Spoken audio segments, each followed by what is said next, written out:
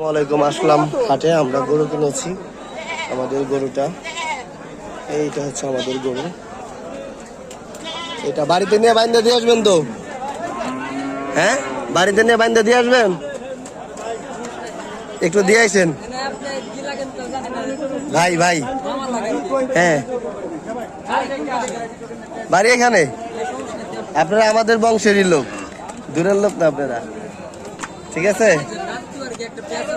হ্যাঁ হ্যাঁ, অনেক আগে প্যাচ আছে, বুঝতে পারছি। আমাদের গরুটা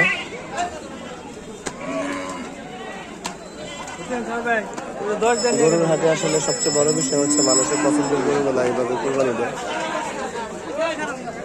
খুবই রোদ, মানুষের রোদে, প্রচুর রোদে মানুষের কষ্ট করে এভাবে হাটে। গরুর হাটে আসলে অকল্পনীয় কষ্ট মানুষের।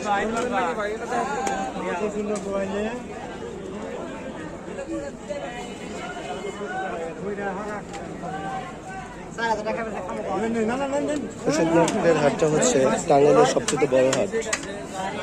এখানকার হাটে পর্যাপ্ত পরিমাণ গরু ওঠে, দু চোখে শুধু গরু আর গরু। খুবই সস্তা, এবারে গরু এত সস্তা, মানুষ খুব স্বাচ্ছন্দ্যভাবে কোরবানি দিতে পারছে। একটা গরু অল্প টাকা, মানে মানুষ যা এক্সপেক্ট করে ঠিক ওই এক্সপেক্টের মধ্যে এই গরুগুলি ক্রয় বিক্রয় হচ্ছে। এই যে একটা গরু 1,10,000 টাকা, 1,10,000 এই গরুটা। আমরা কোরবানি বলতে যেটা বুঝি সেটা হচ্ছে মানুষের পছন্দের জিনিস কোরবানি দেওয়া। যদিও সম্ভব হয় না, কারণ কেউ তো ঘরে লালন পালন করে কোরবানি দেয় না। তবে হ্যাঁ, গরু কেনার সময় যাকে যে গরুটা ভালো লাগে, দামের সাথে পড়তে হয়, সেই গরুটাই কোরবানি দেওয়া হয়। এই যে একটা গরু 1,30,000 টাকা দাম হচ্ছিল। এটা একটা কালো গরু এবং দেশি জাতের গরু। আগামীকালকে ঈদ, এখনো যারা গরু কিনে নাই তারা আসছে কিনতে।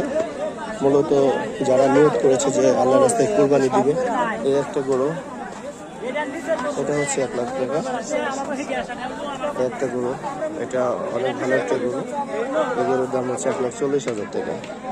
আসলে ঈদের গরুর হাট থেকে শুরু করে আসলে যারা গরু লালন পালন করে তারাই জানে যে কতটা কষ্টের, যে একটা গরু পালতে তাদের কতটা কষ্ট পেতে হয়।